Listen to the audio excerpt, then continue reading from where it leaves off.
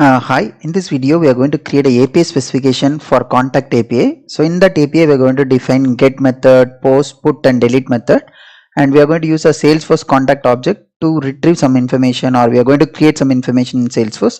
So mainly we are going to use backend of Salesforce, and this will be our contact object which will have these four methods. So that is what you are going to do. So first we will create a specification in the design center in Anypoint platform, and after that we will be creating new application using that API specification, and once that is done we will do actual implementation, and then finally we'll test the API. So basically what we are going to do is we are going to create some system API today, and in that we are going to do these things. Okay, so first one is we are going to create a API specification. So in order to do that, I'll just open my design center. I logged in with my Anypoint platform account. So if you don't have anything, you just create it. I'm also using some trial account which I created recently.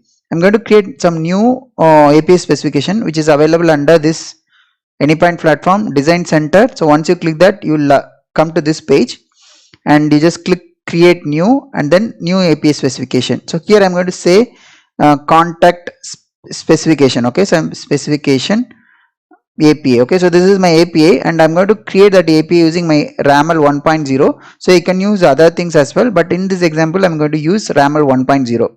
And if you wanted to create through some wizards, then you can go with the second option, but I'm going to with the first option, create an API specification.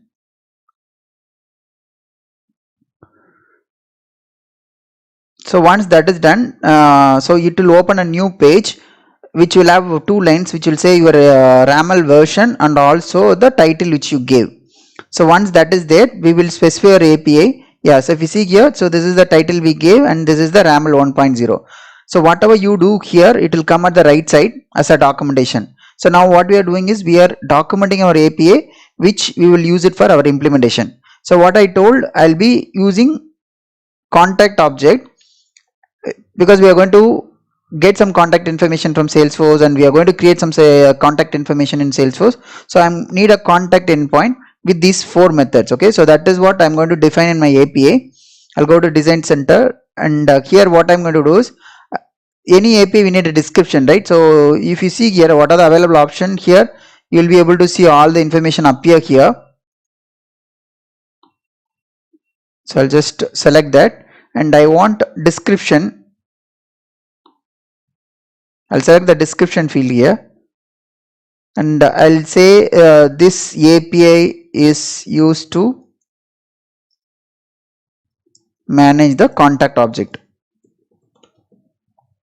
So that is done. So now we need to specify our endpoint. So I'll say my endpoint is contact. Okay, so I'll say contact endpoint. Then this indentation is very important. So you just enter and then you just come down, and it will show what are the available options are there. So as I told, I wanted to retrieve some contact information from Salesforce, which I can do it via get method.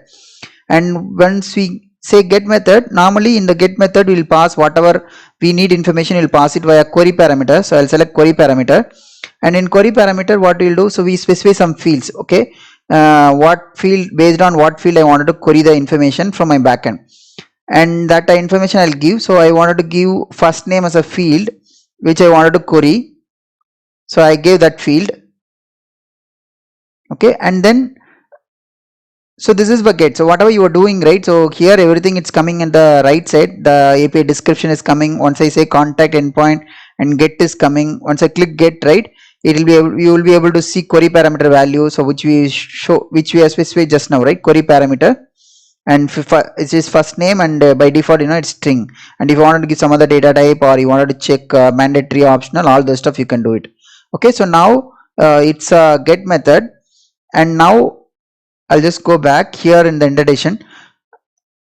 For get method, when we call some get API, right, so when you retrieve some response, it is supposed to give some response body, right? So that body I'll specify here, and that body I wanted to define that as application/JSON, because whenever someone call my API, I wanted to give application/JSON as a response. And example, we need some example for contact information, right, which I specify in the example value. Okay, so here I'll say first name it's equal to some test1. Okay, then comma second, and then I'll say last name colon I'll say last name is test2. Okay, so this is my sample. So now this is done. This is for get method. So I wanted to create some more method also. So I'll go to the same indentation where get is there. So you'll be able to see other available methods. So I'll select post.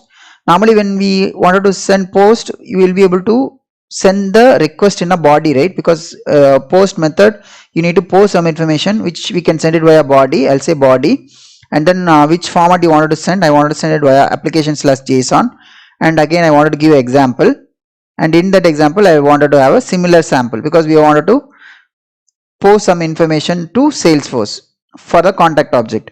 So that I gave. And additionally, I'll say one more field because Salesforce needs ID also. Okay, so for post it doesn't need ID, but put we need it because we need to say which ID, then only it will be able to update the specific record.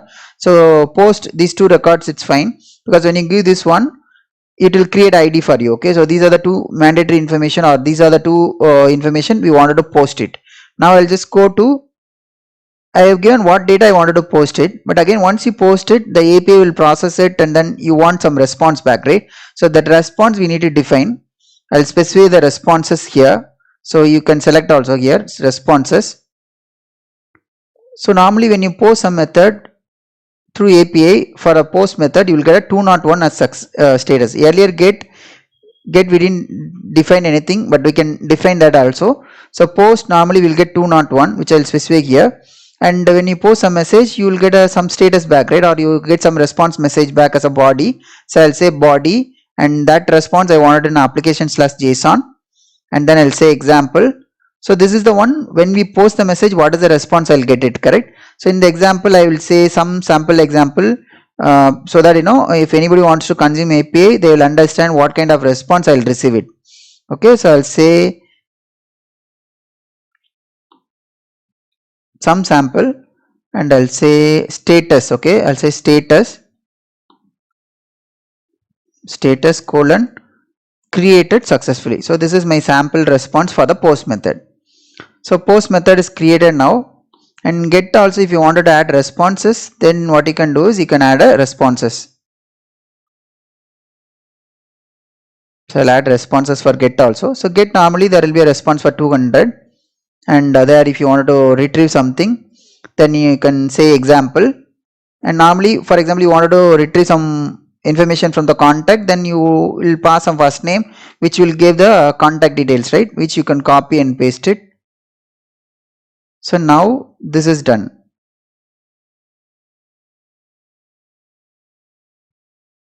So now I copied the responses.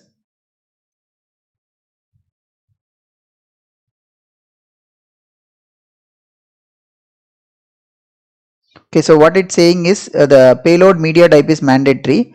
So I'll say body, after body I'll say application/json as well, and after that I'll say example. In that example I want this format. Okay,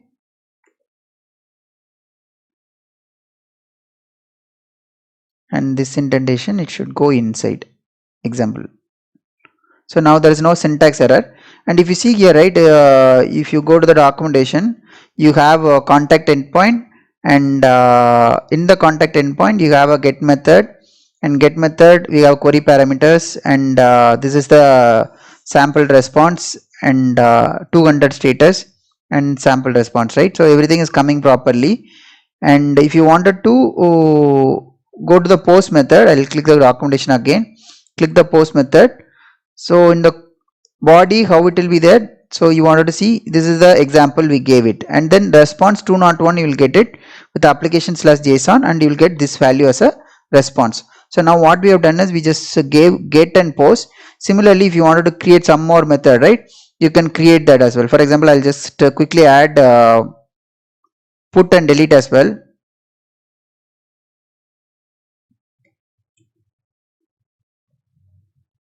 So we need to go to the same indentation.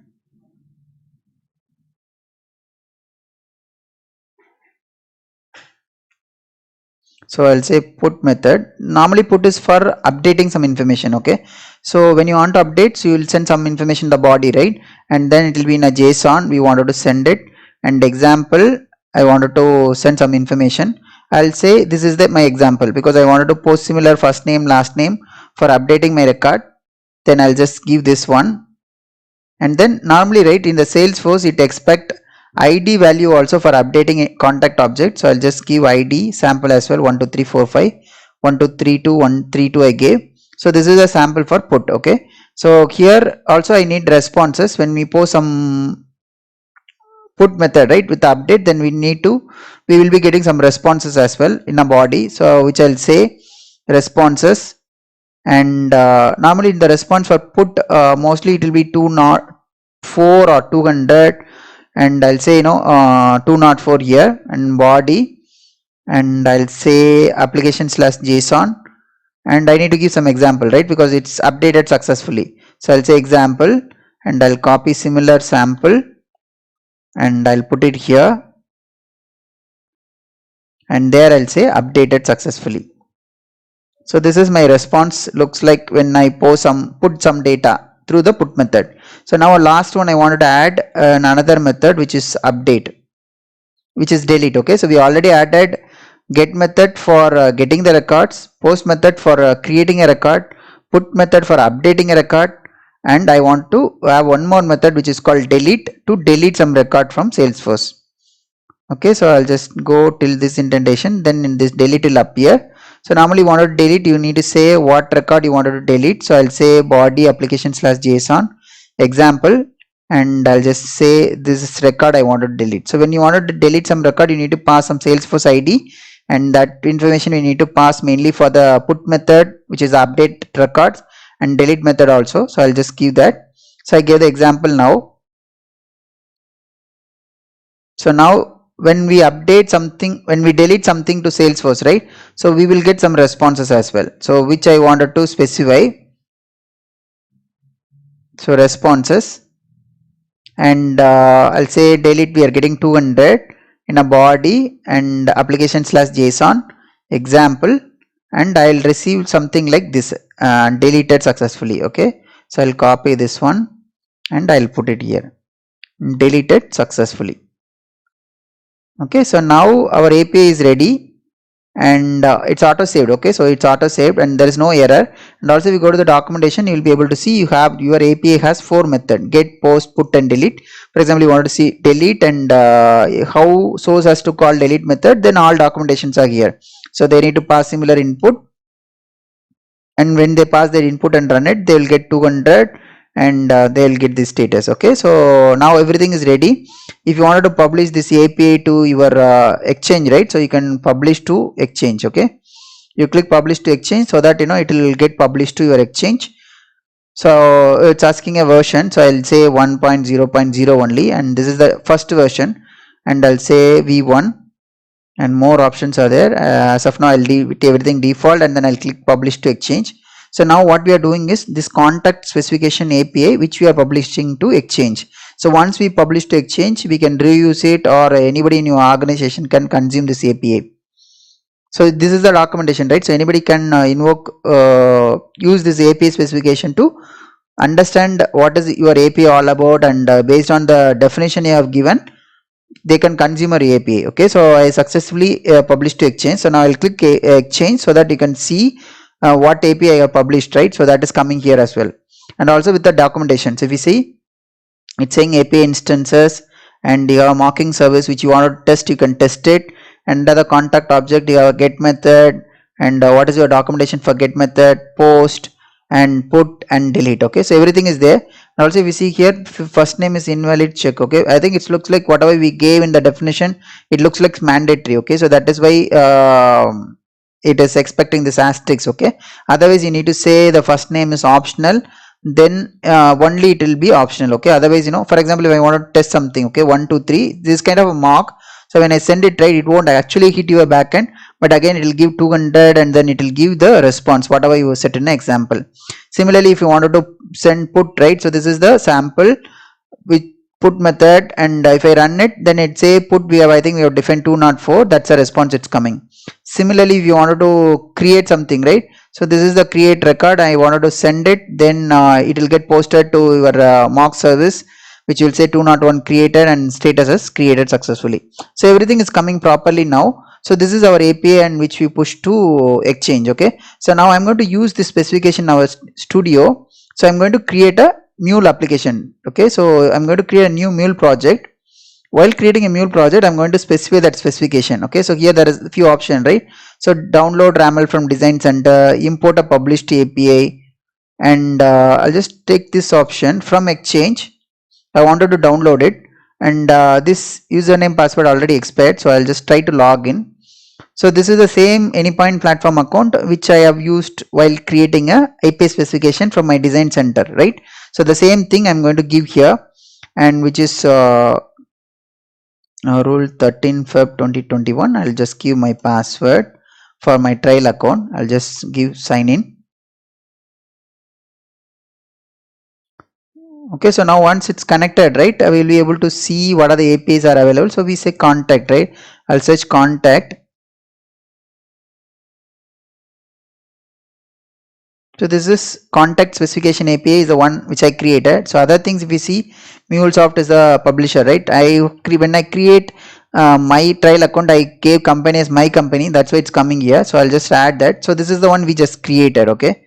And I'm going to give, so I have given that, and we gave the API version as 1.00, right? So that is coming. I'll click finish. So now what is happening? It's downloading the API from design center to your studio. So now it's coming, and I'll just give a project name. I'll say my project name is contact. Okay, so and also I'll say contact system API. So I'll say system API. I'll say yes API. Okay, because we are going to talk to backend system, so I'm defining this my application as a system API. Okay, I've already specified my specification. I'll just give finish. So now using this specification, it will auto generate your implementation. Okay, because you have already given a lot of information with respect to your API, what are the different methods you are going to give, what is the sample, everything you gave. So using the specification, it's creating your project now.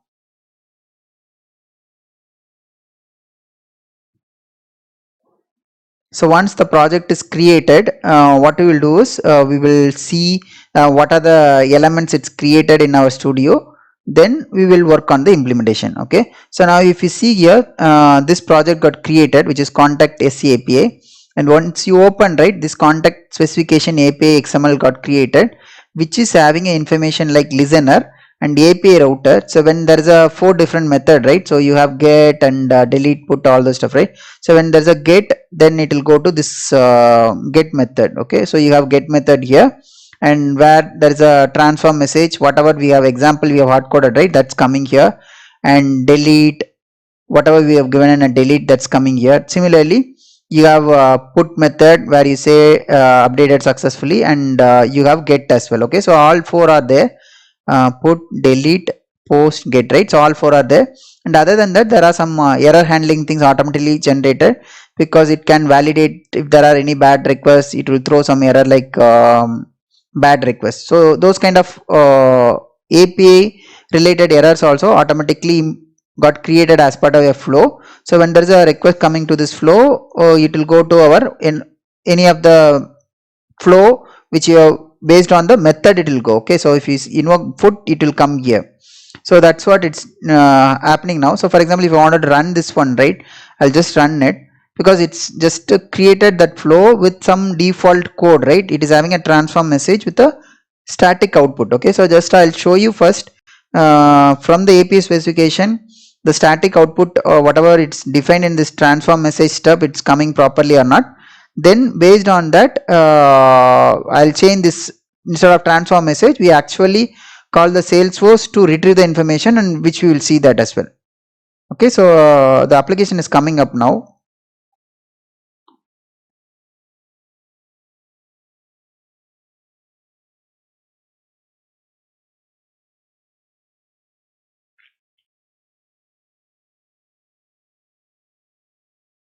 So once it's deployed, what I'll do, I'll just run it from my Postman localhost 8081, and then we gave contact as endpoint, and that's it. Yeah, so I'll just try to run this and see what is the output we are getting. Okay, maybe it will expect the first name as input. Yeah, we will see that, because that we have defined in our specification, right? So we'll see that.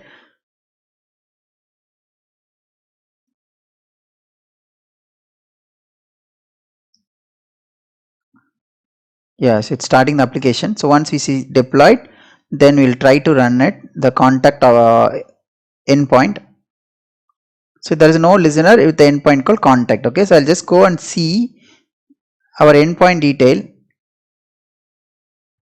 mule property, and API. Okay, so once this API is coming, and then it will go to here. Okay, so I'll just give this API here, and then I'll run it. See, it's saying resource not found, which means the whatever the method which you are calling, it's not there. I'll remove this contact. Let me check the specification. I gave contact or contact, right? So this is the endpoint we gave, which has 4 method. I'll just check the studio for the console, what is happening. So if you see here, it's saying API router config contact API specification API, and it's unable to no matching pattern for URI. API kit not found. Okay, I'll just go to API kit.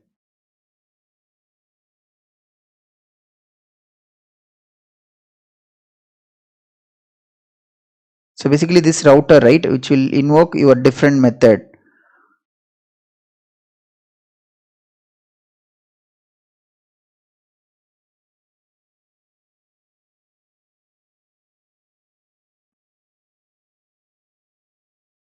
So this is a console, and similarly you will have contact API console. This is for the error handling. I'll just minimize this one, API main API console. So when the request comes, it will come to your main only.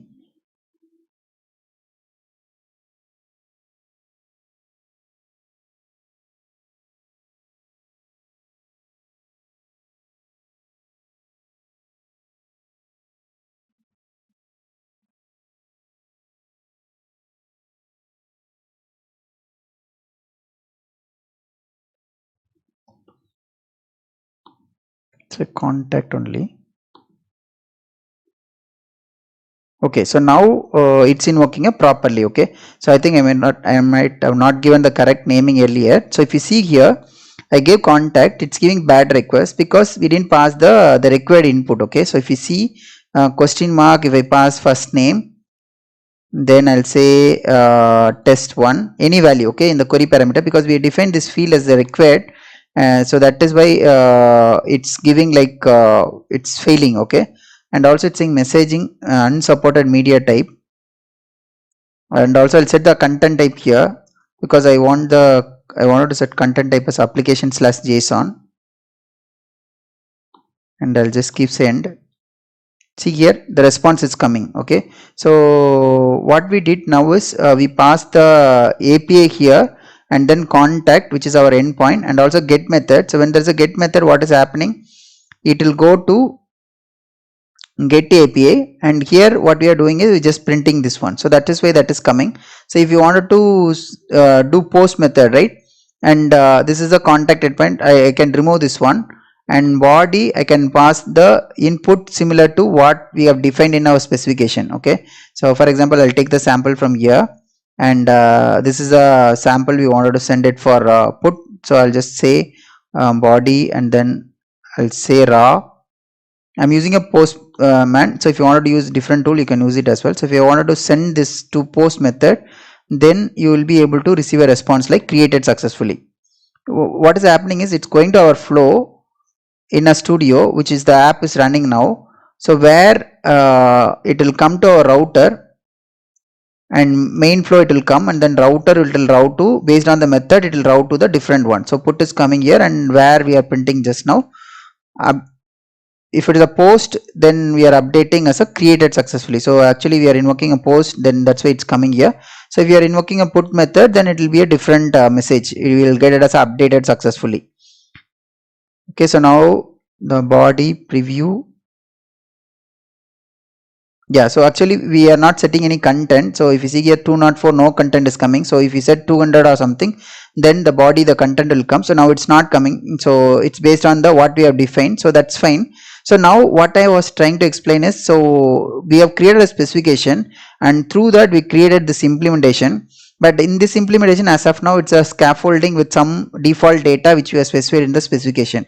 Now which we need to convert this to actual implementation, right? So this is just our API only, or this is our interface only, which you wanted to convert to some implementation.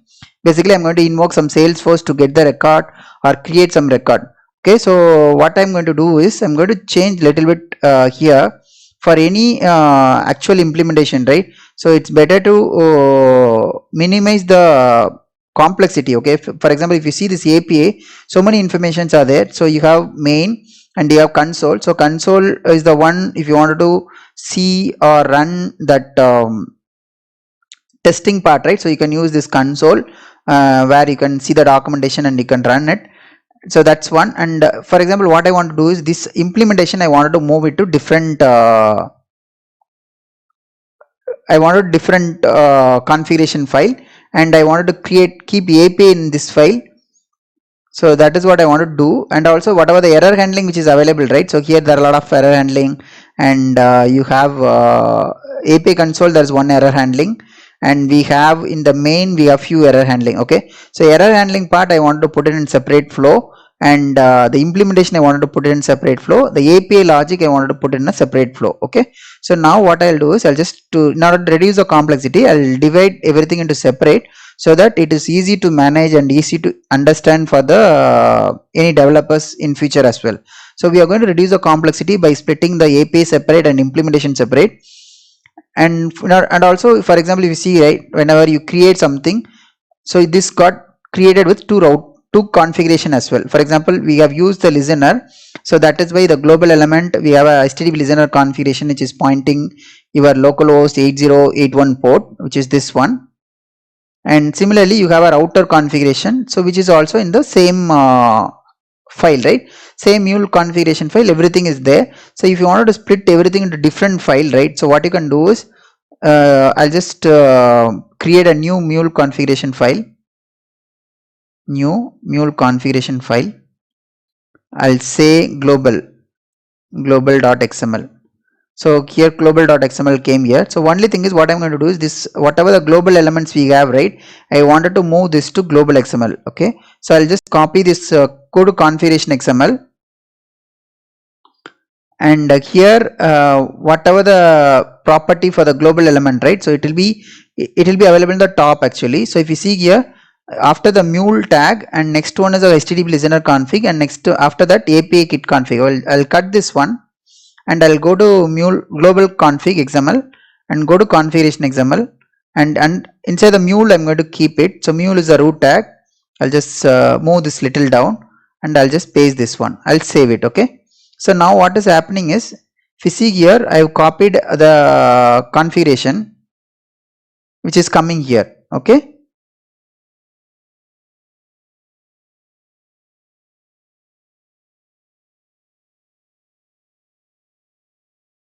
and there's a error which I'm trying to fix it now, because we just cut it, right? So it's saying two errors. I'll just name must be unique. Okay, I'll save this one because I didn't save it, because that's why, you know, it's finding the same config in this file also. I didn't save it. I'll save all. So now after that error will go. So I'll just refresh it, or I'll just do some enter and then save it. See here, the error is gone, because it's available only one entry. This config is available only one place at enter application, right? So it's gone. So now global XML I put it differently, and contact specification API is here. Now I wanted to move some more part into separate, because if you see the initial implementation, right, whatever we had, it's all containing your error handling, and also your implementation, and also your API detail. So which I wanted to split it. I already splitted the global element related information to separate one, and whatever we have, right, I'll just say this is a interface XML. I'll just refactor and rename to a different name, or you can keep API or you can keep it like interface, anything, that's okay. So I'll just keep this one, and I'll create one more with implementation, where I'm going to move all the flow related element. Okay, so I'll just create mule configuration file. I'll say implementation, or what you can do is you can move the implementation into separate folder also. So I'll just create a new, and I'll just put folder, and I'll say my folder name is implementation. Under implementation, I'll create mule configuration file, which is I wanted to create some data, or I wanted to post some data, right? So I can put that information here. For example, I wanted to get contact details, right? I'll just say get contact details. I'll just finish. So it will create outside only, so you can drag and drop into implementation. Okay, so now what I'm going to do is, in the API where we have a implementation flow for get, right? So that alone I'll copy into this get contact details.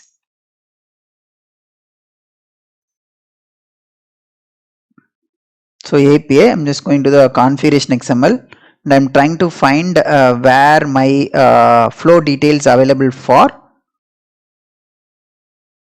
get. Okay, so it's create is for post, and this is for get, right? So this flow is get, and I'll take that flow, I'll just cut this flow,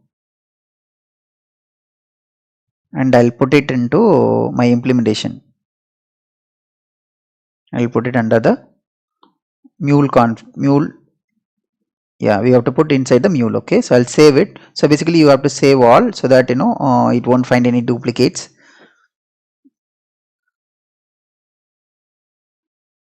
So now what we are doing is, only the get implementation part we are moving to this file.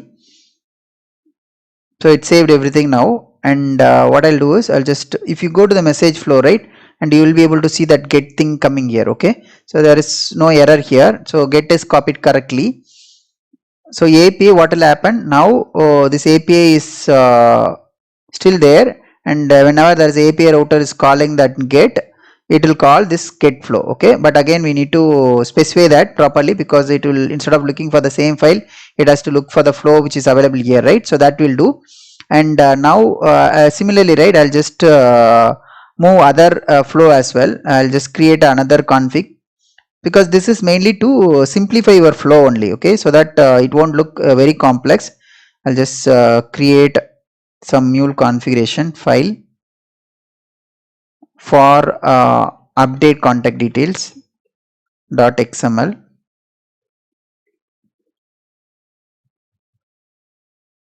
I'll just drag and drop it here.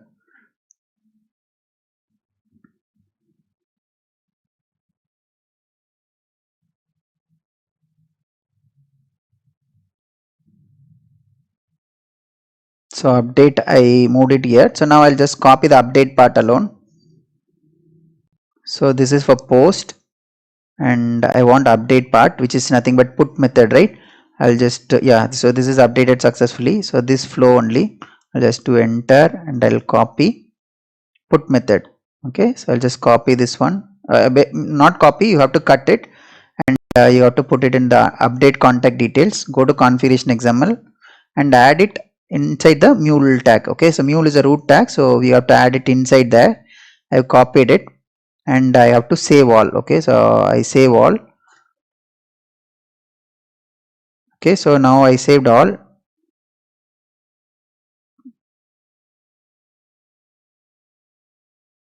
So I'll just click save all. Yeah, so now if you see here, there is no error.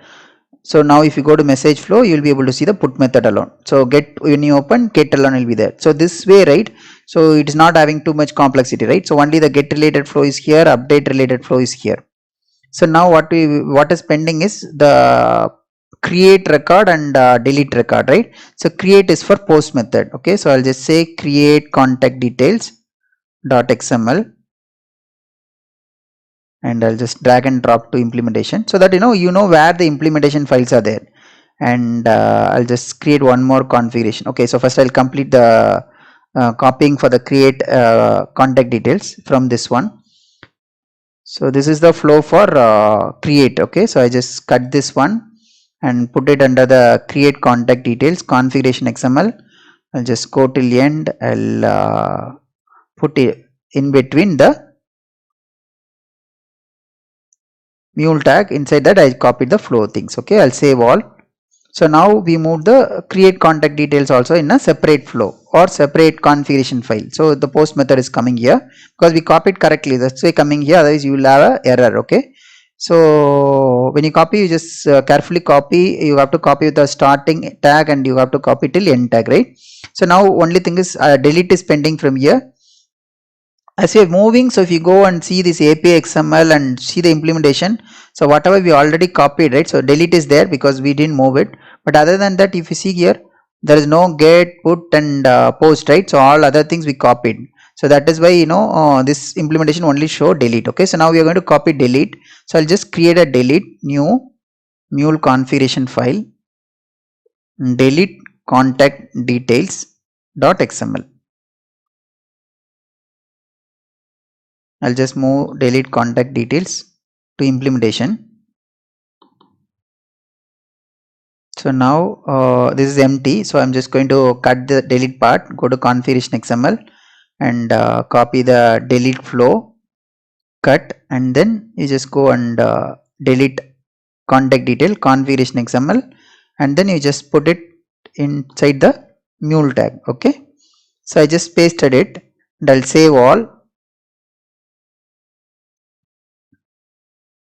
So it's saved now and there is no error actually, otherwise the problem, the error will show. So if you have any doubt, right, so you add a space and save all, it will go. Okay, so now if you see the message flow, it will have only delete. So now what we have done in the get, we have added get, update, we have added put and create post method and delete method. So everything is there.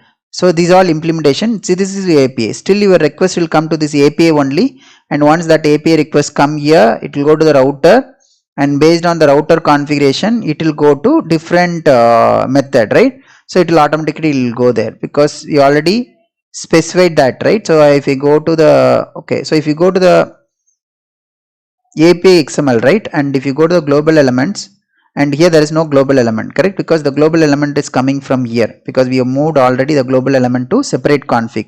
And router, if you see here, so router also it's already configured, and I'll open this API XML, and if you want to still further you wanted to move the error related thing, right, that is also you can move it because this message flow still it is having the API main and you have API console. So I'll just minimize this one, API main and API console, these two things are there. So if you wanted to inside that you have to error handler also there. If you want to move the error handling part into the separate one, that is also you can do it, so that it will reduce the complexity. Okay, so I'll move that error thing also in separate new mule configuration file error.xml and I'll click finish. So I just click finish. So now what I'm going to do is I'm just going to copy the error handling part. So error handling part, what you do is be careful because it will be mixed in the within the API main and API console. Okay, so if you see here, right, so the flow is starting with API. Okay, and if you see here this flow it will end in between somewhere. Okay, so you just try to understand the things. Okay, so if you see here above this part, above console part, everything whatever you see, it's a API main. Okay, so inside API main you have a HTTP listener which is nothing but this, right? So this is the API main, you have a listener and then API router and then error handling. So whatever we want going to copy, we wanted to copy only the error handling part. They're just going to copy the error handling part, and this is the HTTP response. This is all part of HTTP listener, and then you have API router. So we don't want to touch anything. So I wanted to copy only from the error handler part, and error handler part is starting from here and it's ending here. Okay, so we need to cut that portion alone. I'll just cut that. So I'm going to copy from this error handler to this error handler. Okay, I'll cut this one and I'll put it under the error handler. Okay, so I'll save into the configuration XML, open the expand the mule and then you put it inside there. Okay, so here I saved it, and you have to specify this name because you are going to copy one more error handler which is under the API console. So now what I did is in the API, right? So we had console and you had main. So I took it under main, whatever the error handler is there, I just took it copied, right? So now I need to specify the name. So you can the error handler, because we need to differentiate this error handler which is API main, other one is with the API console, right? So I wanted to define some name here. So I'll just copy some name for the error handler. So I'll say name equal to, I'll say similar name. Okay, maybe I'll just give same name only, or I'll just give similar name. This error handler name is contact specification API main error. Okay, so this is the name I wanted to give. Okay, because this name is important because we will associate this error handler flow also in our flow. So now I copied this one, and if you see the message flow, your content API main error is coming because this is the name we gave and everything got copied here. So now if you go and see this one, right, I didn't save it, so I'll give a save all. And if you go to the message flow, API main, if you see the error handling, it's not there because we removed it. Only API console as a error handling. Okay, so this also will cut it, so that this API flow which will have only the API interface only. Okay, it will not have error handling or it will not have any implementation.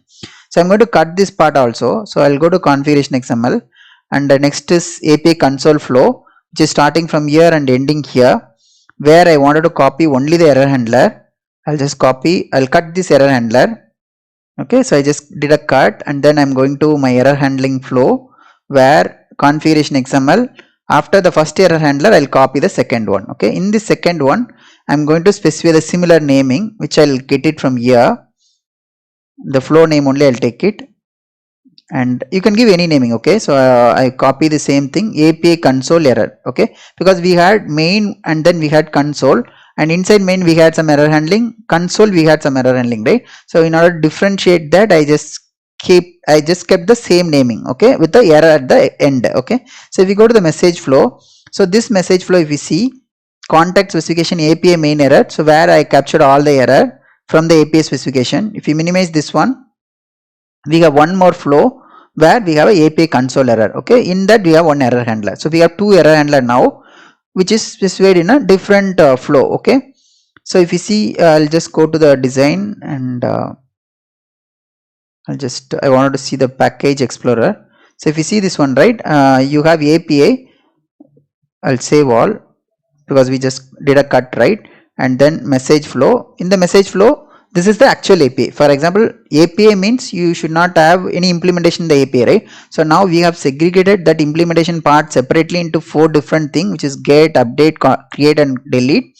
And whatever the error handling, we move to error handling part, and whatever the configuration we had in this global element, that is also moved to the global. Okay, so if you go to the package, you will be able to see everything. Okay, I'll just reset the perspective because I want the window is not proper. I'll reset the perspective.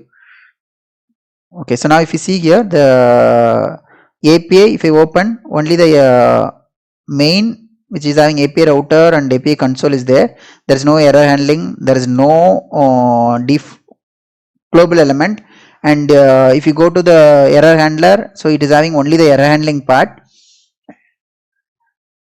and if you go to global, it is having only global element part, correct? So now in this one, I wanted to specify where is my error handler, right? So I'm going to the global element, and I'll click a create, and I'll say in my connection configuration or global configuration, I want to specify my error handler thing.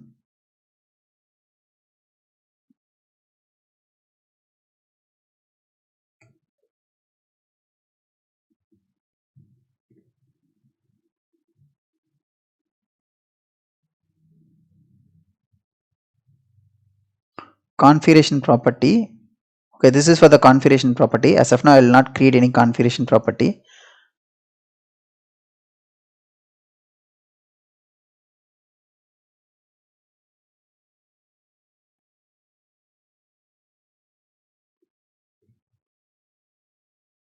Okay, so I'll just continue the other flow. So now what we have done is we have done API error and global, right? And then we have this one. Okay, again, right? So in the API implementation, if you go to the message flow, this has a error handling, correct? But this error handling, it's not pointing to error handler, this error handling, right, which we need to specify. So how do you specify is you just click this error handler, expand it. I'm going to specify that one, and general, right, you have to reference that. Okay, so if you reference this one, so this one, whatever I selected, it's API main, where I wanted to say where is this error handler. So this error handler is available under this error flow. Okay, so I'll specify that. Okay, so once you save it, right, I saved it. So now, right, if you see here, error handler reference, it's referring that error which you put it here. Okay, so whenever there is a error, it will go and refer this error, which is again available under this error. Okay, so it knows which error handling it has to invoke. Okay, and similarly, if there is any console error, right, the console error handling currently empty, which we need to reference to our error handling flow, which we have moved to another error handler flow, right, which is error.xml. So which you need to specify, which is API console error. So now we linked our flow with the appropriate error handling. Okay, so even though earlier we created as a separate, now we have referred that. Okay, so now any failure, it will go and then it will invoke that and it will give a error. Okay, so now we have put everything separately. So now what I'll do, I'll just run this again just to see whatever we moved, right, it is not impacting anything. Okay, so that's what you're going to do. What I'll just do, I'll just run this app. We're already running the embedded runtime. Okay, so I'll just stop that and start this one. So once that is started, what you are going to do, we are going to run the same app. So still we have not created an actual implementation where we wanted to invoke Salesforce API, which we have not done so far. So what we are doing is, as part of best practices, we wanted to keep our API separate, our implementation separate. API means it's a only interface where we see the request and that separate, and error handling part separate, and connector details separate, and implementation separate. So if you have everything separate, then there is no much complexity, and maintenance perspective or scalability perspective or viewability perspective, right, it's very easy. For example, if you wanted to view what is the global element is there, then you know where it is available. So if you are following the same practice for all your application, then it's easy for you to see where your configurations are there, where your error handling details are there, where your API is there, where your actual implementation is there.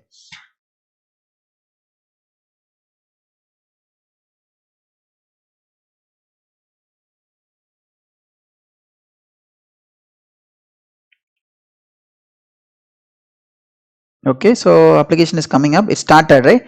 Now I'm going to run this one. I'll just run this again with a new window, and I'll say get and the localhost 8081 API/contact. Okay, so I'll just give without first name. So what should happen is, it should go and hit your API router and it should trigger your error handling. So what is happening, it triggered your error handling. So it went to here, API main, listener, receive the get request, API router as error handling, because API router is expecting your first name as input, okay, as per our specification. So it's not matching, that's why it's going and hitting this error handler. This error handler, we have already have a details for bad request. Okay, so that is why it's giving this response. So now if I put a valid one, right, in the query string, first name, I'll say some ABC. Okay, so I wanted to query something for ABC with the first name from the Salesforce, and I'll say click send. Now it will give okay, so this also we need to specify, because I have specified the content type also in API specification. So if you have not specified, then it's fine, but I have specified I want the content type to be passed to my get service as a application/JSON. So that is why it's expecting that. So I'll just run that. So now we are getting a response. So still we are not invoking a Salesforce API. Still what is happening is, it there is no error, and that's why it proceeded and it invoked this get contact details, because this is the naming it's specified in your API itself. That's why API router is able to route to the actual flow. So that's what it's mentioned here. Okay, similarly, if you wanted to send it to the post request, then it's possible, right? So if you wanted to send this in a post, in a body, you will say raw XML raw data, and then you will say body, and if you run it, then you will say it's created successfully. Okay, so your app is receiving a request, and when there is a post request, the router is routing to the post method, which is available in one of this flow, right, which is available in the post method available in the create flow. So create flow is sending a response as created successfully. Okay, so now even though we segregated our API separate, which is in API.xml. Some project or some client we used to create this name as interface.xml, but here in this example I created as API, which is also fine because we need to know which is API, okay, and which is your actual implementation. All implementation I put in a separate folder, because if you keep it outside, right, so it will look more complex, you'll have more files and you will not know, or it will be tough to understand which is your implementation file, which is your error file or global file, right? So I kept API and error global separate, and implementation I put it here, okay. So now everything is working perfectly, okay. So now what we have done so far, first one, create a API specification. So we created a API specification, which is a design first approach, where we wanted to define our API, because any team can consume it based on the documentation. Before we complete the implementation itself, they can do their development in parallel and they can test it. Everything is possible, right? And after that, what we have done, create a new lab. So whatever we created, it's just a system API, contact SCAPI, right? Contact system API. System API is the one which will talk to your backend system, and we did it. And then create a API interface, because we separated that API interface separate, implementation separate, global separate, and error separate, okay. So everything we did a separate one, okay. And now what you wanted to do, you wanted to create a implementation. So you wanted to actually link your Salesforce service there, okay. So what I'm going to do is, first I'll start with get. Instead of this transform message, right, I'm going to replace this one with our Salesforce connector, okay. So I'll just remove this one and I'll add Salesforce module. I'll just click add module. I'll just check Salesforce is here or not. Yeah, Salesforce is here. I'll just drag and drop it. So in the Salesforce, right, if you wanted to get anything, right, then there is a method called query, okay, so which you can use it, query. So there is a query and query all, okay. So query is to get the specific request based on where condition, or if you're not passing where condition, it will get all the records from that particular object. But if you use query all, right, even some of the records are deleted, that also will come in the query all, okay. So query, it will give only the not deleted record, right, the active records it will give. So when I want to query, then we need to specify the Salesforce connector, right. So instead of adding here, because once you add here, it will add it in this file, right. So what I'll do, I'll add it here, okay, then which I'll refer it, because so that we know all the configurations are available in the global config, okay. I'll say Salesforce config. So for this demo, I already created my Salesforce login, okay. So if you don't have it, you can create it. So you can go and create in login.salesforce.com. You can create your trial account by doing a sign up. So I did it before this exercise, and I'm going to use that login, okay. So when you create, you will get a using your email ID, you can create it. I'll log into that.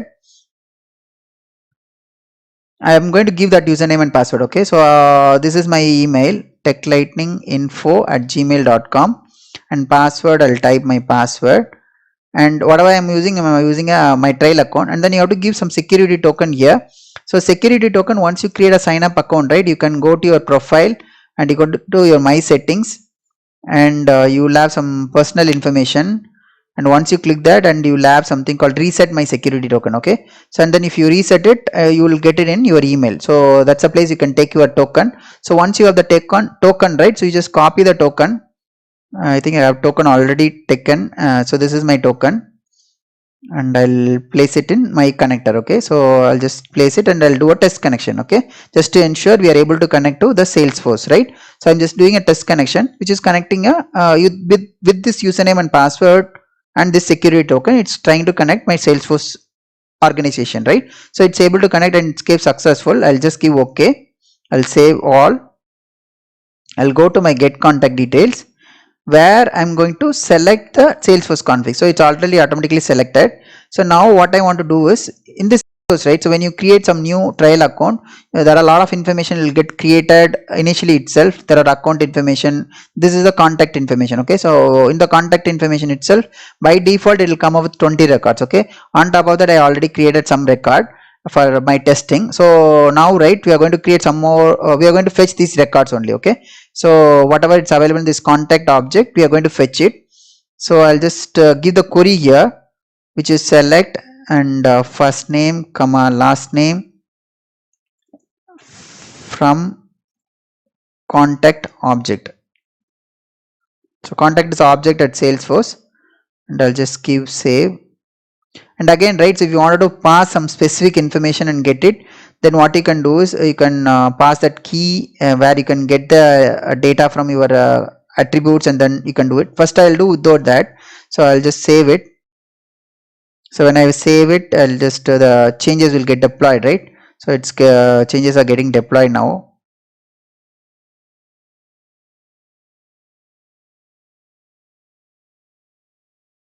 So once it's deployed, I'll run it. But again, what we have done is it's not searching based on any incoming query parameter, because I have not added any condition for now. Basically, I'm going to fetch all the records which is there in this contact object for this testing. Even though we pass first name in our query parameter, which is mandatory, it is not going to check based on that particular query parameter, okay? Because we didn't pass that information in our query. Okay, so now I'll just go and see console, it's deployed or not. So it's still getting deployed. So our system API, the contact system API is getting deployed. So far, right, this application is running in my local only. So that is why, you know, I'm trying with this localhost 8081 and I'm doing it, okay. So now once that application is deployed, yeah, it started. So now what I'm going to do is, it's a get method, right? That's where, you know, we have changed it, and then we have added a, instead of transform message, which is having some hard coding test data, we have replaced with the actual Salesforce object or Salesforce method, which is query, which we are going to invoke, right? So it's a localhost, which is my system, and this mule app is running 8081, and it's under API contact, and I'll say first name, because this is mandatory field, so I'll just pass some test data. Okay, I'll pass test2, but again with the test2 we are not doing anything because, and again as this API is expect because I'm trying in a new tab every time, so that's why, you know, these informations are not there, that's why I'm refilling it again and again. Okay, so content type application slash JSON and send it. So test2, right, and 500 server error. Okay, so I'm just checking what is the error, right? Contact first name. Okay, so what might have happened, right? We'll just check it in the response. So this is the latest response.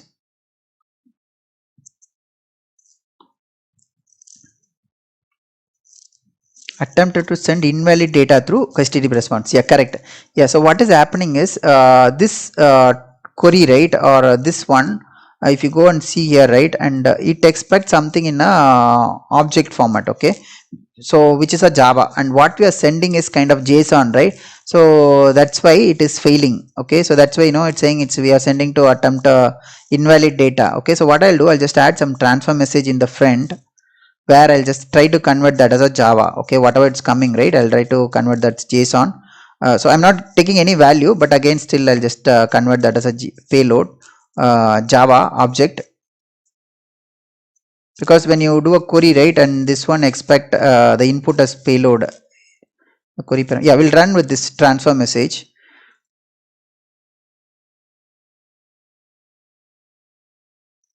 So it's getting deployed,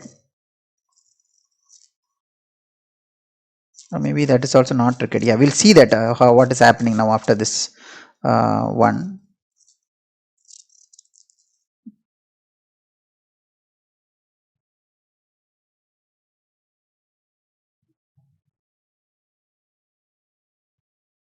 Yeah, actually this is not correct again. I'll just double check it. Okay, so give me a minute,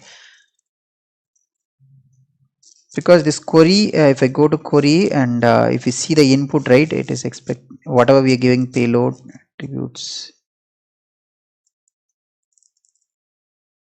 payload any. Okay, I'll just see console started. I'll just run it. It's giving 500. Okay, I'll just delete this one. What I'll do, right, so I have some reference service which I will just quickly refer, and what we are doing something wrong, just maybe the query is wrong or something like that. I'll just go to query. Yeah, so we don't need any transfer message in the front. Maybe I've given something wrong in the query. Okay, which I will give now. I'll close this one. I just copy the query alone now. I'm not going to change anything. I'm just going to change only the query. Okay, so I have given a query which is going to get some ID detail, first name, last name, email, phone from the contact. Okay, and yeah, so now and finally, right, so this one will given a Java only, which we wanted to convert to JSON, which we can convert it, because the response in the get API we told we wanted to specify in a JSON, right? So which you can convert it. Otherwise, in the when we receive it in the Postman, right, it will be in a Java object format, right? So which I'm converting to JSON. I'll save it. So only thing is what we have changed is we have changed the query, okay? Because we already did a connectivity check, we are able to connect, and we are not going to fetch anything specific to specific record. So that's why I'm not passing any parameter here. Let's see what is the response it's coming now after deploying. Okay, so it's getting deployed.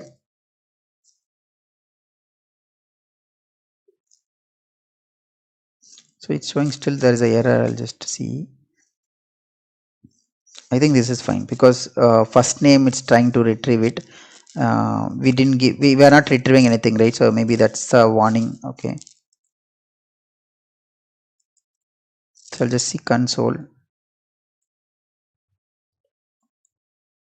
So out of memory error, maybe I'll just check it how much uh, memory or the thing which I have given.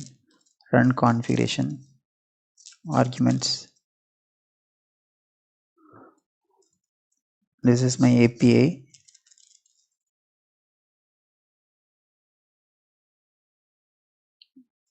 Okay, so everything is running in a default maximum memory only. Okay, I'll just try to rerun it again.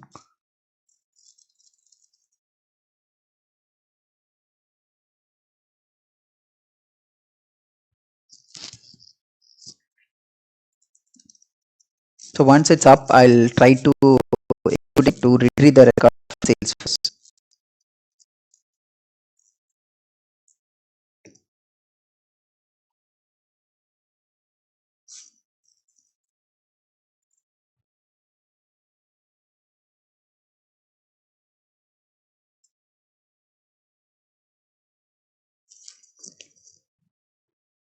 Yeah, it's starting at the mule runtime now.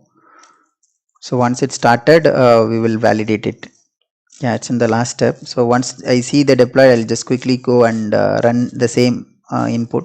Question mark is a query parameter. First name is a field, and I'm sending the value. Okay, so the request there is no error. And yeah, so once it started, right, we will run that one so that we will be able to see we are expecting we are getting the correct response or not.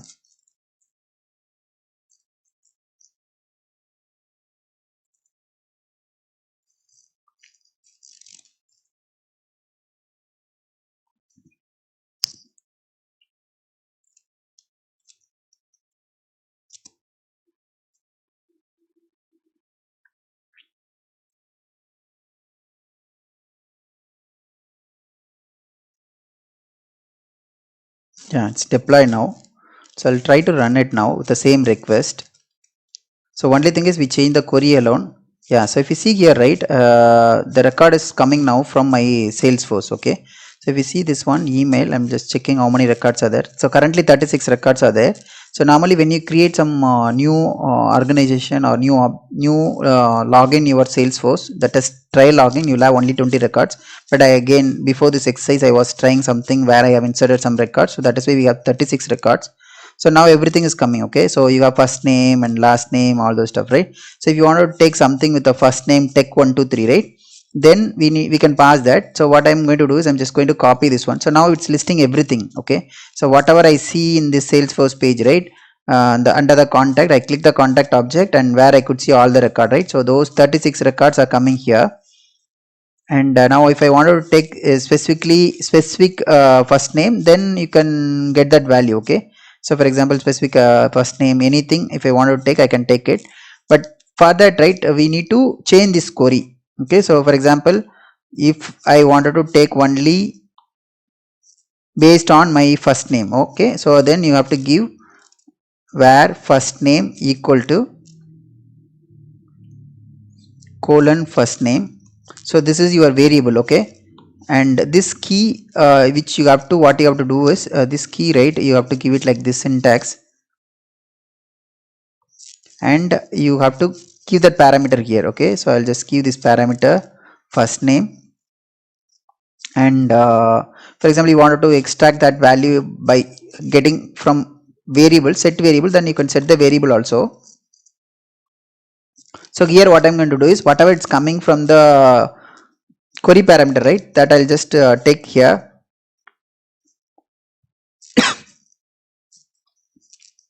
Okay, I'll say first name value. Okay, I'll just go into this expression mode. I'll say attributes dot, which is coming in a query parameter, right? Just say query params, and I'm just going to take it from the field called first name. Okay, so it will get assigned here, and this value, right, which is coming in a variable, which I will assign this value. Okay, so here what I'm going to specify is, so how do we extract? So we extract like vars dot first name value, right, which I'm substituting here, and that value I'm giving it here. Okay, so that's what I'm doing now. I'll save it, so that whenever first name comes, we are setting it here from the attributes, we are taking it because that's where we are sending the data.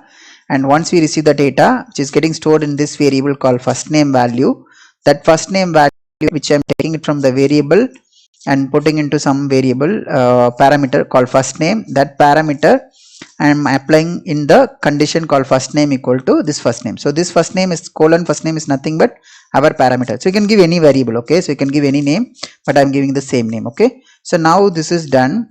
I'm going to see what are the changes I have done. It's deployed, so it's getting deployed now. So once that is deployed, so we are going to run with some specific first name to see we are able to get the specific record based on the query which we have supplied, because now we are not going to get all the records, we are going to record which is matching our first name. Okay, so now what I'm going to do is before that I'll just check which one I wanted to check it, right? Yeah, so I'll just take this record, first name is Tom. I'll just check how many records are there. With Tom there is only one record, so I'll just take that first name, which I'm going to pass it here. Earlier when I pass it, we never had any validation, right? So it will fetch all the contact record. Now if I pass Tom, then it will fetch only Tom. Earlier when you see the record, right, there are around 36 records. Okay, so now if I pass only Tom, I'll get only one record, which is this record, right? So which I'm going to see now after the deploy. Yeah, so it's getting deployed.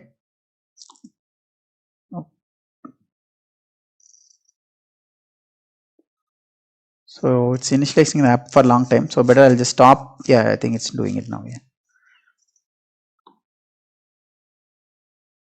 Yeah, it's getting deployed. So once it's deployed, I'll just run it to see are we getting all the records now, or are we getting only specific record which are specific to Tom, right? So that is what you're going to validate it now. Yeah, it started the app now. So I'm going to run with this input called first name equal to Tom. I'll send it. So now if you see here, we are receiving only one record. So what it means, so we are getting this value from our attributes.query parameter, and which we are applying to, there is a variable called first name variable, right? So first name value, that's the variable we are assigning to. So once that is done, here whatever the value we are receiving it in a variable, we are assigning that to one parameter called first name, which we are filtering it in our where condition, so that whenever there is a first name which is matching, then that alone it will come. So now I did a Tom, right? Similarly, if I have any other name, so that will come. Okay, so I'll just check a rule. I'm just checking there are record. Yeah, there is a record for Arul also, so that is coming here. So which means we are specifying, will filtering based on specific record. In your sample, if you wanted to fetch based on the first name, or some cases you wanted to fetch based on all record, then you can use query again with a choice router, where you don't need to pass this where condition, then it will fetch all the record. And when you wanted to pass only the first name, then you route it accordingly in your choice router based on the condition, then it will take the only specific record. But this sample I just completely taking all the record initially, and then I change now to take only the specific record, because get normally to get specific record, right? So that is why we are getting a specific record here. So now get is done, correct? So now our API, whenever there's a get request, it's calling our implementation, which is intent. Okay, so I opened the wrong API. I'll just close this one. So whatever we are doing is contact, right? So which is under this contact folder. Yeah, so what is happening is whenever there's a request coming to API, which is get, and it's going to the get contact detail, where initially we have some dummy transform message which you have changed now to actual implementation. So that's why it's going and hitting the actual contact object which is there in my Salesforce and fetching the record. Okay, so now what we have done is get, correct? So now what we want to do is we have few more method. Okay, so we'll try, maybe we'll try with the create now. So when you wanted to create, again the Salesforce, there is something called create. Okay, so which you can drag and drop. Okay, so this transform message is which we have earlier we have given us some static message, right? If it's not required, you can remove it.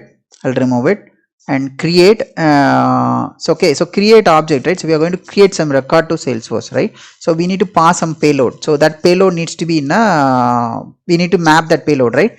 So we have to specify the type here, because we need to say which object we are going to create the record, right? So you specify contact. Okay, I'm going to search contact, calendar, campaign. I'll just type contact.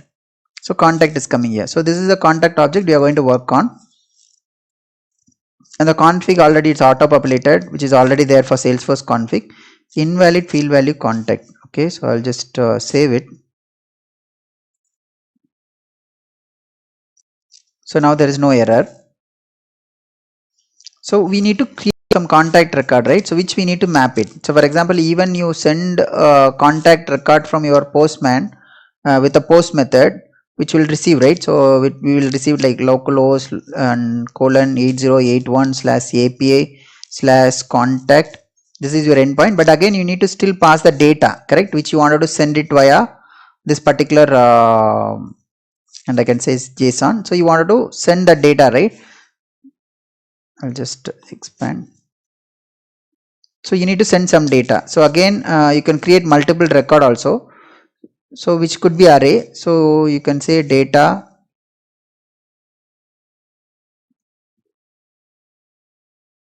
because we wanted to pass some records to create the information, but when you pass it, it will be a JSON, but this input it will expect as a Java object. So we need some transform to convert that whatever we are sending it from the JSON, we need to convert to Java object, and this is the data it's expecting. Okay, so this is your array which is these are the data it's expected for create. Some of them are mandatory, some of them for optional. So we can create the record, but again we need to send that information via our payload, right, which is this payload. So I'll just pass our payload, and then we can define some data format as well here. So it will not be same as what Salesforce is sending, right? So this is a format we define for ourselves to post the data, correct? So for example, in the sample I gave only one record, right? But again, if you wanted to map multiple records, what will happen, right?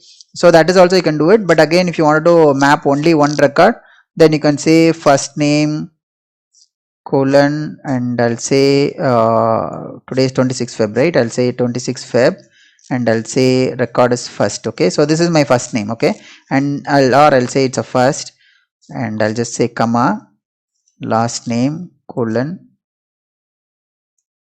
26 Feb last. Okay, so comma everything is there, and I'll specify this content type as application/JSON content type, because that's the data we wanted to post it, application/JSON, and body. So this is the data. Okay,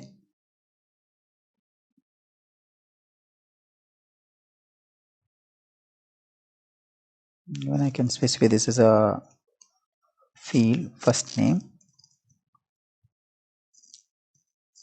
last name. So this is the data which you wanted to post it. So once you post it, it will come here, but again once we have this data, this is only one object. Okay, so for example, you wanted to handle multiple also, it's possible, but again for this example I'll just put only one only. I'll save the sample in my local and the download folder, and I'll say sample contact JSON. Okay, and I'll say .json as extension, and just go and put double quote in the front, and here I'll select all files so that it will get stored in a JSON format. I'll save it. Okay, so here this is the data I'm going to post it. Before that, the implementation part we need to do, right? So I'll just define metadata just for our mapping, because we are going to map our structure here, right? So I'll say it's a contact, because this is during the development time. Okay, so we will not be posting from Postman, right? So we wanted to map it. So what I'm doing is I'm just creating my sample, how my metadata will be there for my sample, right? So contact object, and then I'll say it's my JSON, and I wanted to create that sample from example, which I wanted to browse it, and which I'll take it from download folder, which I just created it, and I just took these two fields, right? So these two fields are coming. Okay, I'll just select. So now I have imported my sample, which will come in the left side for my mapping, and once that is available, right, I'll map it to the create object. Once that is done, then it will get it will invoke here and it will get mapped, and then it will create that entry into your Salesforce. Okay, so that is what you are going to see now. So okay, see here, so input got added, so which I wanted to map it to this first name, So left side it's our input, and whatever we see in this right side it's our Salesforce output. So Salesforce input for the create method. Last name, I'll map it to last name. Okay, and if you wanted to map more fields like email and stuff like that, you can map it as well. I'm not sure that's mandatory or not, but I'm going to try that. And once that is created, right, and I just wanted to see what response it's coming from them, which I wanted to convert it as a JSON. So the response for the one, I'm just trying to convert as a JSON and see what is happening. I'll say payload. I'll say this one.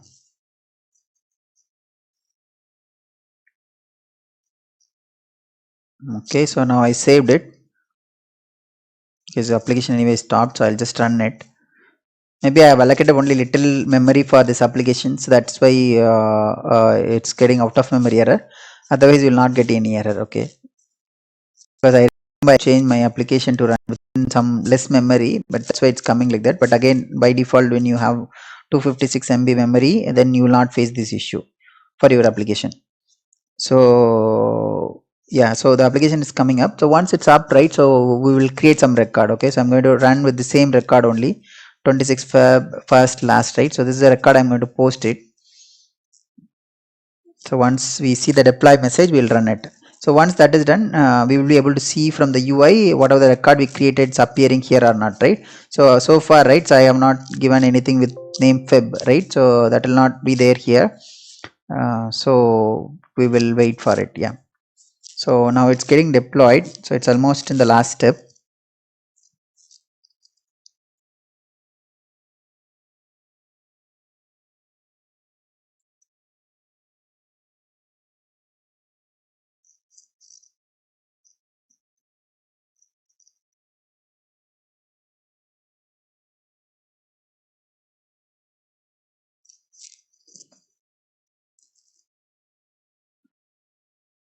So this is a create, that's why we are using create, and you have separate method for delete and you have another method for update as well.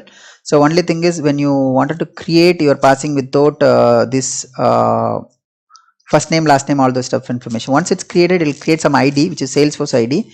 So every record or every object, it will be associated with some Salesforce ID. Similarly, contact object also will be associated with the ID. So when you want to delete that contact, then you have to pass that ID. Okay, so that is the main thing. Similarly, when you want to delete some record, you wanted to pass additionally that ID, then only we will be able to delete it. Okay, so now we'll try to create it. So your application is deployed. So I'll try to run this one. So I just ran it. What is happening, you see here, it's created that ID successfully. Okay, so which means what happened is once you create the record, right, it will be Java, then we did a transform message which is converting that as a JSON. So that is why you are able to see in a JSON.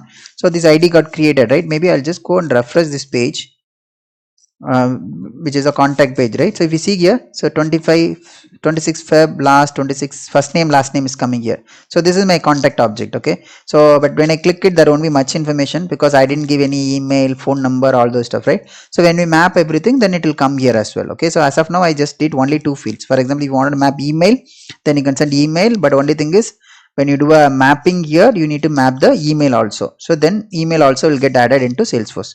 Now we have already have that get method, right? So you wanted to invoke get with this first name, you go to get, and instead of first name Arul, and I'll just search with 26 Feb first.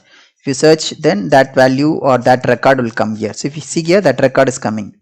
first name is first and then last name is 26 last. Okay, so that ID got created and I didn't fill any phone number or email while creating the record, so that is why it's null. Okay, and also in the select I was expecting only these 5-6 fields, so that is why it's coming. Otherwise if you give all the fields which you want, then all the fields will come. Okay, so now what we have seen, get is coming properly and post is also coming properly, which means get and post is working properly. So if you see, this is the ID, right? For example, if I wanted to update this record, okay, so I'll take a note of this ID, which is my SFID for this particular record, correct? I'll just note it down here, and this is for this record, right?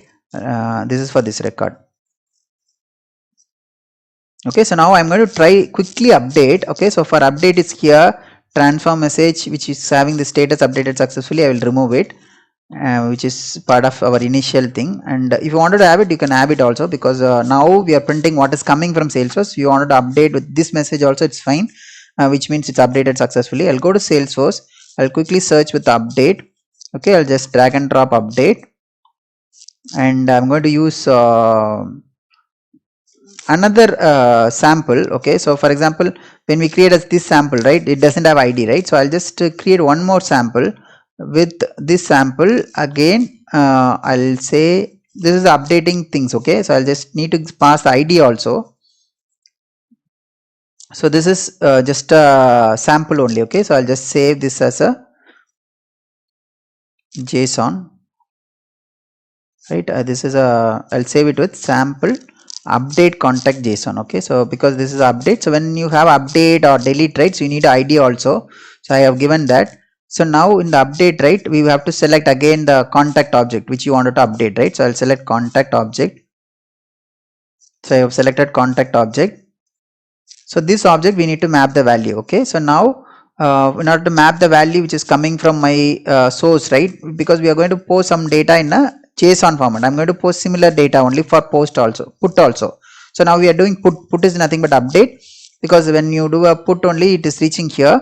So now contact I gave, and I'm going to use transform message before here, because update is expecting everything in Java object which I wanted to convert, because whatever we are receiving is a JSON which I wanted to convert to Java, and which I wanted to map it from a input, right? Here I don't want to use this contact, because that contact doesn't have the ID field, right? I'll use the another one, contact, I'll say contact update, okay, which is having a different sample. I'll create a type with that. I'll say it's a JSON, and I'll say it's example, and I'll say different example which is having a ID field which is there in my downloads folder. So sample update, this one, right, contact update sample. Okay, I'll select that, which will have contact. Okay, not this sample, because I updated only with 3 fields. I'll just say sample update contacts JSON. Okay, sample up. Okay, so it's starting with sample. Okay, so I'll just select the correct file which is starting with sample. Maybe I have not saved the JSON extension. I think one minute, I'm just checking downloads folder. Yeah, so if you see here, I stored as a text document. Okay, that's why it's not coming. So I'll just edit it and I'll save that as a JSON. Okay, save as JSON. I'll say all files, then save it. I'll replace it. So now if I see, I'll refresh this one.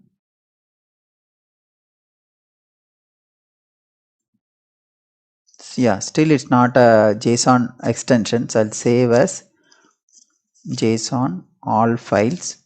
Okay, here I have to give the extension. I'll just say extension. Okay, so now if you see here, the wrong file, I'll delete it. So this is my sample JSON which is in the JSON extension, which I will browse it now. Okay, which I will browse it now, which will have only those 3 fields. Okay, so those 3 fields are coming. I'll click select. So once I click select, it will load the metadata for my input in the left side, and output, it will show the output of transform message which is the input of this update. Okay, so this input of update will have the metadata or the structure for the update object, right?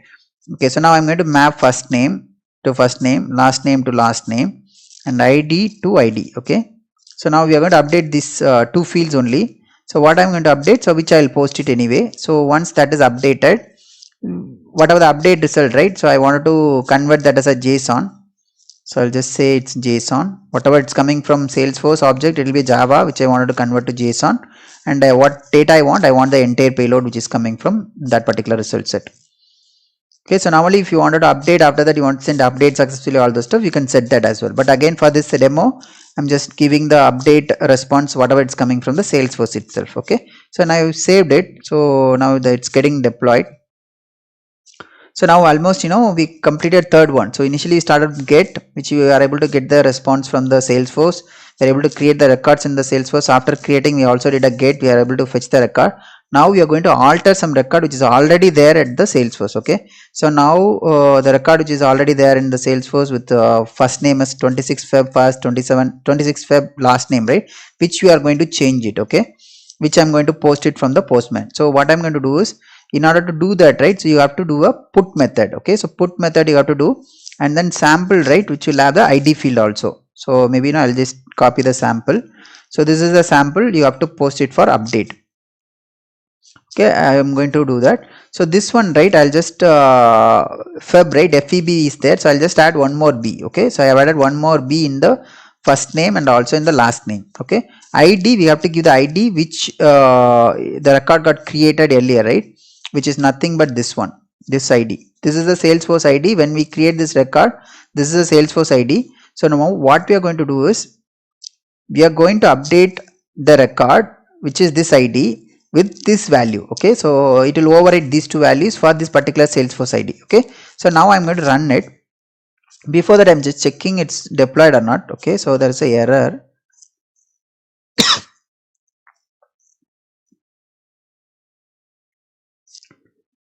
It's saying column line number 11 is having error. So I'll just go to configuration XML, see what is 11. So it's just a flow. Okay, maybe it's not an error. So I'll just add a space and save all, and I'll just see. Maybe it will redeploy it again, right? So if you wanted to clear this one, you right click and clear it.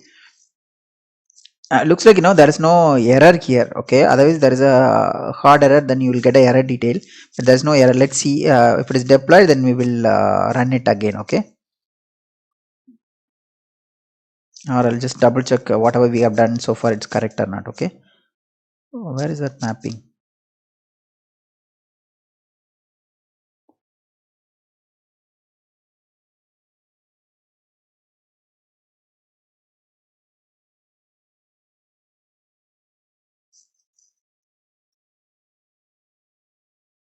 I'll just open the create, because whenever we map, right, that mapping which will be there, okay, it's not showing here also. That's fine. Yeah, so we'll open the update.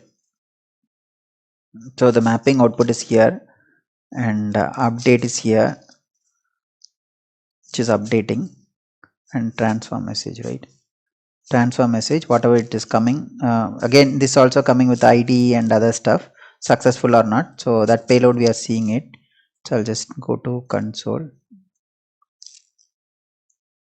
What is the error it's coming? Column 12 flow is not complete.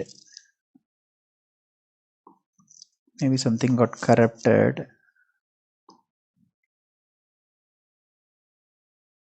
I'll just put this in one line. Maybe it is referring this update. I'll just double click and open and see what is happening. Transform message, data wave, and this entire thing is here, and this flow.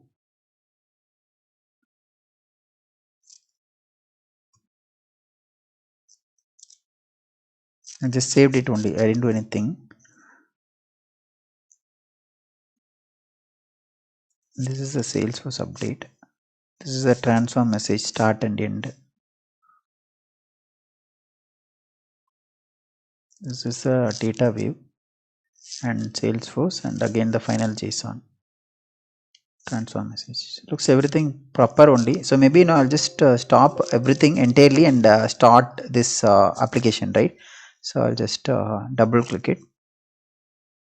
And also, right, so if this if you wanted to have a proper formatting, if you can click Control Shift K,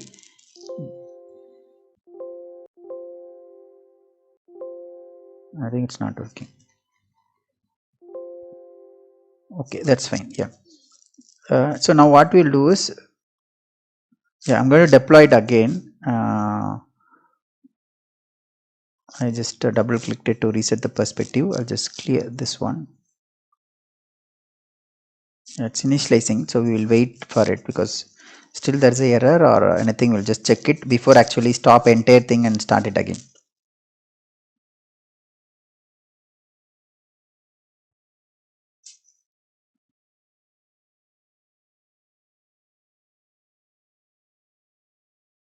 Yeah, I think still there is a error because it's having some syntax error on the mule line number 10, right? Flow is not complete. Okay, we'll check that, or we'll just remove that flow and then re-add it again.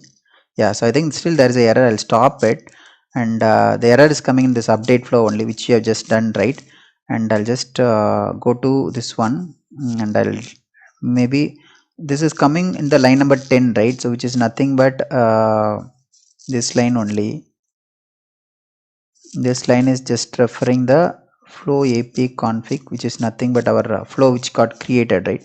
Oh, okay, yeah. So if you see here, right, there's a put here and there's a update here. Okay, but again, if you check other things, right, only get is there, update is here. Okay, I think whatever we have done, right, the copy part, whatever we had done, which went something wrong, because this is having a flow and this is having this one, right? But actually our flow, these three things should be under the first put method, right? So that is why it's saying, the syntax is wrong and stuff like that. So I think when we copy, right, for this one, maybe something or whatever we have done something, now it went wrong. So basically these three things should come here. Okay, within this put flow or this particular flow, right?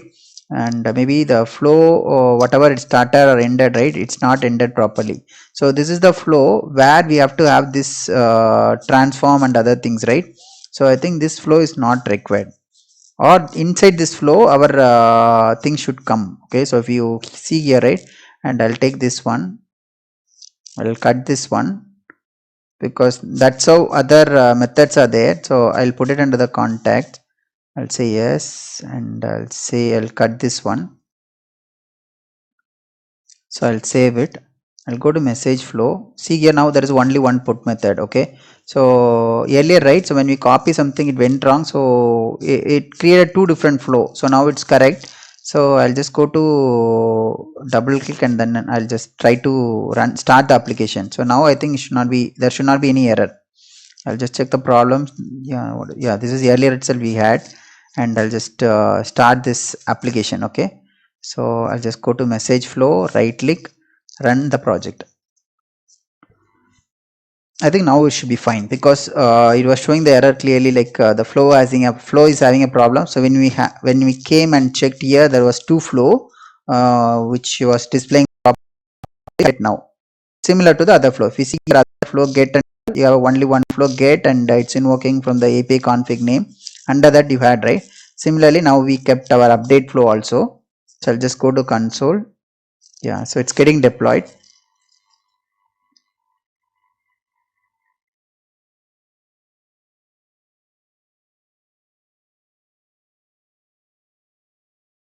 So now in this example, right, so whatever I have done in the global elements, the config and all, I have given the value directly. Okay, so if you see here in the edit, you have username and password, security token, everything directly. But you have to give that value in a specific configuration property. Okay, so you can create some configuration property there, you have to refer it. But in this one, I created API, error, global, everything separate, but configuration property also you have to create separately only. Then only when you go for upper environment, you can have a different configuration file where you can manage different environment, right? So that is what you have to do. So now once this is done, then we will quickly verify. If you have a time, then I'll explain the configuration property also, because we have to externalize that fields also. Then only, whatever we have developed, it is based on the best practices. Okay, it's getting deployed. Yeah, earlier last time there was a lot of errors, so there is no error. So quickly I'll go and run this one. Okay, so this everything was there. If you see this update UI, right, it was this with 26 Feb first, 26 Feb last, which is our first name and last name. So now I added one more B in the first name and last name, which is here. Here I added one B, here I added one B. I'll just run it. So now what is happening is it's going and hitting our listener. Our API router is routing to our put method, and our put method is returning 204 this one. And now if I refresh this page, right, it will have additional B also. So if you see here, there's one more B in the first and there's one more B in the last. Even if you wanted to go and check in the previous page also, you can see it is added with B, which means we have updated the record successfully.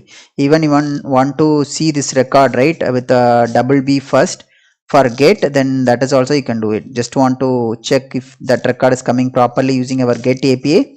Then if you go to get API, right, I'll just change this 26 Feb first to 26 FEBB first, then I run it, then our record will come. Okay, so if you hear the record is coming, correct? So it means we are able to update the record, we are able to fetch the record also using the get method. So now only one thing we have not tried as part of the system API, which is delete, right? We will quickly try the delete also. So I'll just go to Salesforce, delete, drag and drop. Again it's similar to our put API only. Okay, so because we need to pass the ID also there, transfer message, and again I wanted to see the output, so I'll just put one more transfer message. Final output I wanted in a JSON format. What I want is I want all the information which is there in my payload. And delete, we need to say which contact, which object you want to delete, right? Connector configuration is there. Yeah, so here little different. Delete, you need to pass the IDs actually which you wanted to delete. Okay, so you don't need to pass the, because update, when you pass the ID you need to say which field you wanted to update, right? But delete, you just simply you need to say what ID you wanted to delete, that's it. So then it will delete that IDs, right? But again that it might needs in a Java. So whatever you are receiving it, right, which you can map it to that particular field, the deleted ID, right?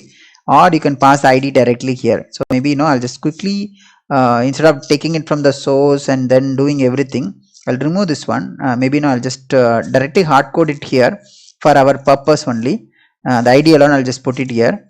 But in the real time, what you have to do, you have to take it from your payload, maybe from the body or the query parameter, wherever you like, and take it, extract it, and that field you have to put it here. Okay, so record to delete, I maybe, you know, for this example I'll just do this same ID, this 26 Feb contact, I'm going to delete it. I'll just put this and then I'll just delete it. So whenever I hit this one, this ID is already configured, right? So it has to delete it. So maybe it's expecting in some error, it's coming invalid input, expected number. Okay, I'll just put it this way.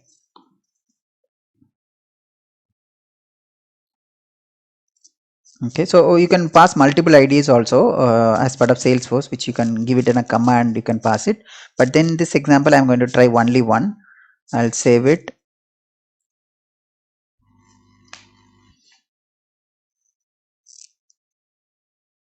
So I'll just go to console and see it's getting deployed or not. Yeah, so it's getting deployed now. So delete is, it's a delete method, right? So you can say the std method as delete, and it's running in localhost 8081 :API:/contact.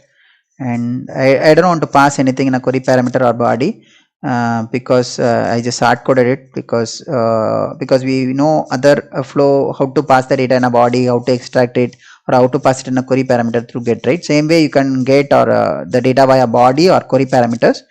So that's why, you know, I just put it directly now in the hard coded value just for this testing alone, just to show you it's getting deleted from Salesforce or not, right? So once that is done, I think we have done with all 4 API in the implementation for this Salesforce. Okay, so Salesforce, we have tried how to create the record, how to update the record, how to delete the record, how to get the record, right? So all these 4 we have tried it.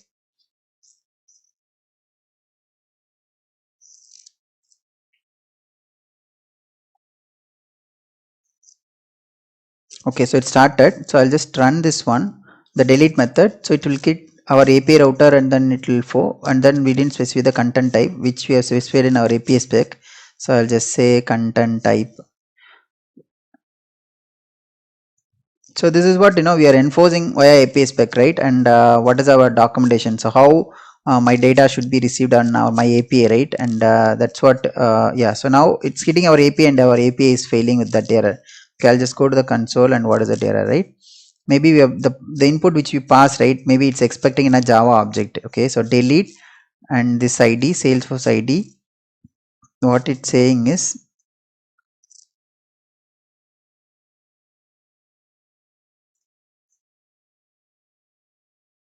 maybe I'll run it again. Maybe it's getting timeout, or I'm not sure, so I'll just run it again. Okay, so the mule expression evaluating error, right? So the data how we pass, right? It is kind of wrong. Okay, so I'll just check how to pass this input. Here I'm just checking my reference service, which is this customer delete. So where, okay, so in this example what I have done is I'm just querying the data where I'm getting ID, and then I'm just mapping that ID to payload. Okay, and then that payload I'm just mapping it here. Okay, so basically this ID payload as ID. Okay, so similarly we'll try it here also.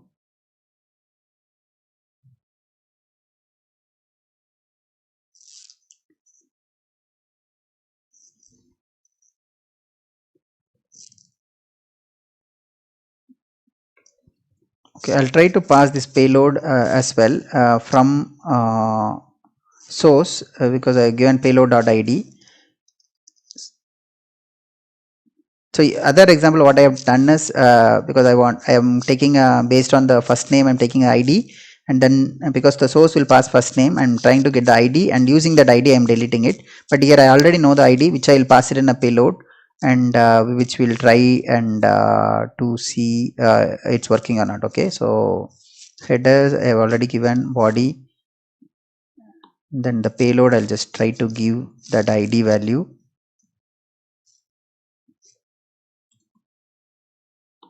Colon. So this is the ID I want to delete, and I'll run it.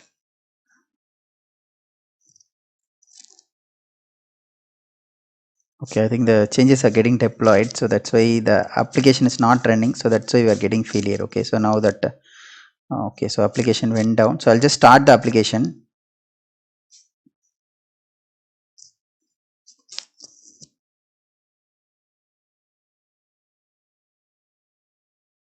So this is application contact details, and where we are getting the ID from our payload.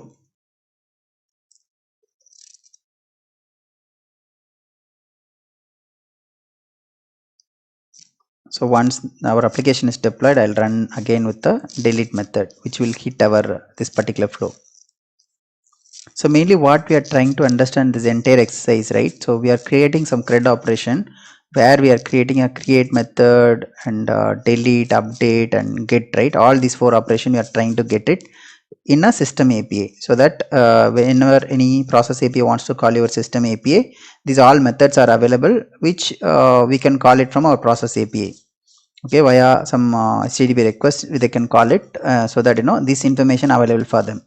So we are just trying to create a different method, so that anyone, if somebody want only the contact information, they can get it. Somebody wants to update some record, then they can update it. So that's why we are creating individual flow in order to achieve a different HTTP method via the system API.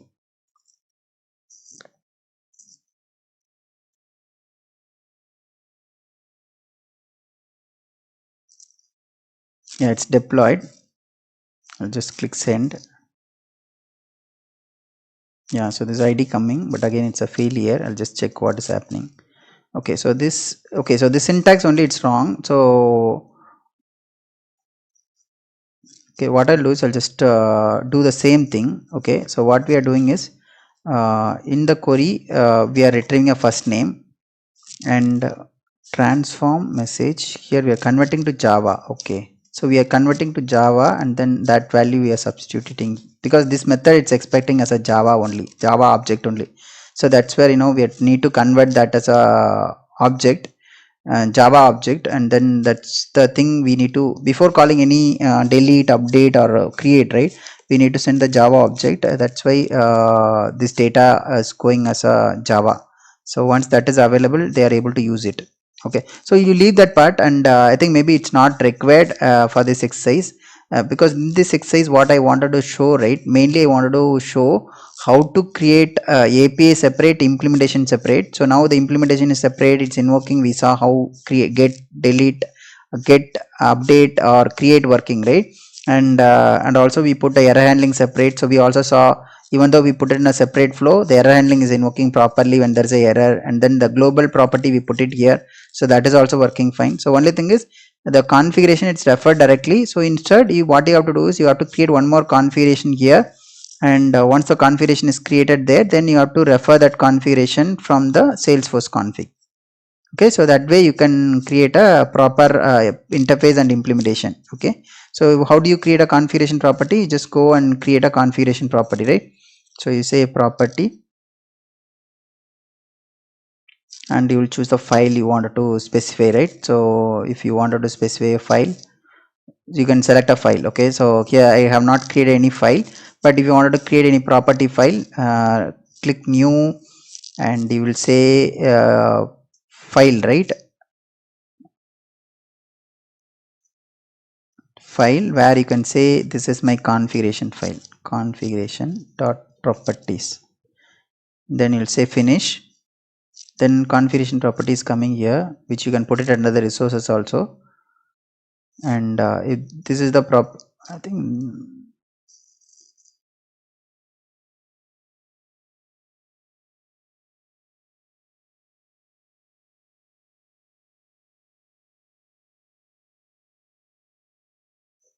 okay, so if you wanted to refer that one for your implementation, then you can in the global element you can select the property file, create, and then you say property, configuration property, where you have to select the file, which file you wanted to keep that as a configuration file, so which you can select it. Yeah, so this is your file, so you can select it and you can give OK. Then it knows where to get the configuration file, and where you can give your Salesforce username, right, so which you can give, and then you can give techlightning.info@gmail.com. So, and after which you wanted to refer this field in your global element, then you can go and update the Salesforce config and edit this value to that configuration file. So you say dollar, and then you just say put curly brace, and then you just add it. So this way you can refer the salesforce.username here, and you can do a test connection, and you will be able to take that value from the property, and you will be able to connect as well. Okay, so this is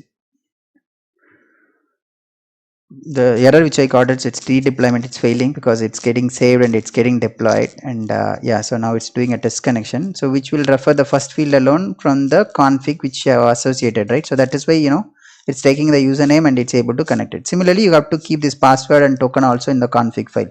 Either you can keep it in plain, or if it's a secured information, then you can convert that as a secured value, and you can keep it in the same file with the exclamation mark. Then you can use that from the global configuration, like secure double colon, and then you can refer it. Okay, so this way you can keep a configuration separate, the property file, and you can have our API separate, error separate, global separate, and implementation separate. And when you initially you have created through API spec, right, so that will come under this resources, and you will get whatever the example we put it here or imported as part of our metadata, right, so that is appearing here. So all other informations are packaged in the same package. Okay. Yeah, thank you.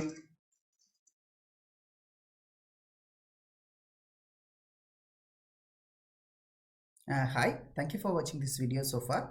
If you like the video, please share it with your friends and also subscribe to this Tech Lightning channel. Thank you. Bye-bye.